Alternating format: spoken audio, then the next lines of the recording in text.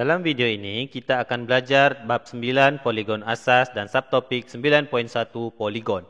Okey, perkara yang pertama kamu perlu tahu adalah hubungan antara bilangan sisi, bucu dan pepenjuru. Okey, poligon ialah suatu bentuk tertutup pada suatu arah yang terdiri daripada 3 atau lebih garis lurus. Contoh 1, antara bentuk-bentuk di bawah yang manakah merupakan poligon. Okey, kalau kamu perhatikan bentuk yang pertama ini bukan poligon kerana ianya merupakan bentuk tidak tertutup. Ada ruang terbuka di bahagian ini. Bentuk yang kedua pula juga bukan poligon kerana garisan tepi di sebelah kiri dan kanan ini garisan melengkung. Sedangkan bentuk poligon mestilah terdiri daripada garis lurus. Dan bentuk yang ketiga ini ialah sebuah poligon kerana bentuk ini tertutup dan mempunyai 4 garis lurus. Bilangan bucu untuk suatu poligon adalah sama dengan bilangan sisinya. Okey, perhatikan gambar raja di sini. Ini merupakan sebuah poligon sisi 4.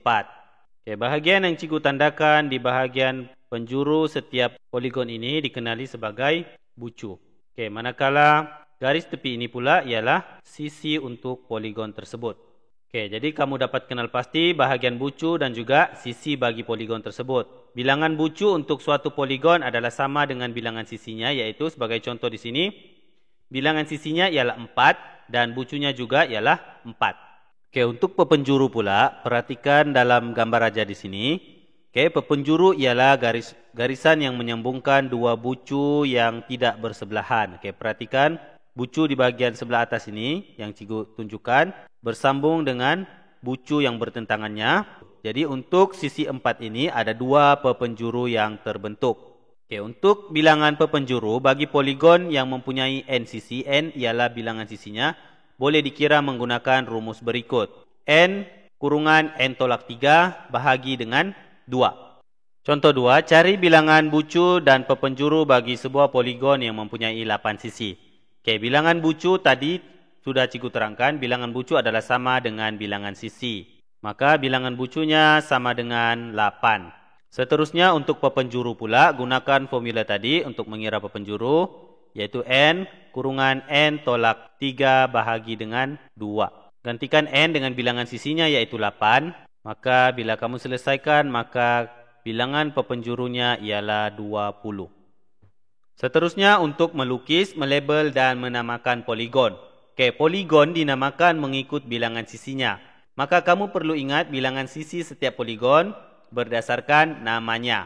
Contoh di sini, bilangan sisi poligon segitiga mempunyai 3 sisi, sisi 4 mempunyai 4 sisi, pentagon mempunyai 5 sisi, heksagon 6 sisi, heptagon 7 sisi, oktagon 8 sisi, nonagon 9 sisi dan dekagon 10 sisi. Kamu perlu menghafal menggunakan apa-apa saja kaedah yang memudahkan kamu untuk menghafal nama poligon ini berdasarkan bilangan sisinya.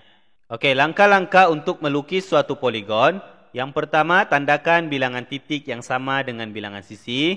Seterusnya, kamu sambungkan titik itu dengan garis lurus dan kemudian labelkan bucu-bucu dan namakan poligon itu. Okey, contoh 3, lukis sebuah poligon yang mempunyai 5 sisi kemudian labelkan dan namakan poligon itu. Okey, langkah yang pertama, tandakan bilangan titik yang sama dengan bilangan sisi. Okey, bilangan sisinya 5, maka kita tandakan 5 titik. Okey, selepas itu sambungkan 5 titik itu dengan garis lurus. Apabila kita telah sambungkan 5 titik itu dengan garis lurus, maka perkara terakhir tinggal labelkan bucu-bucu dan namakan poligon tersebut. Okey, sebagai contoh, cikgu labelkan poligon ini sebagai dengan label PQRST. Okey, maka kamu boleh namakan poligon ini 5 sisi. Poligon 5 sisi ialah pentagon dan tuliskan labelnya iaitu PQRST. Okey, itu sahaja untuk video kali ini. Cikgu harap kamu dapat kuasai subtopik yang mudah ini dan boleh buat latihan yang berkaitan dengan subtopik ini.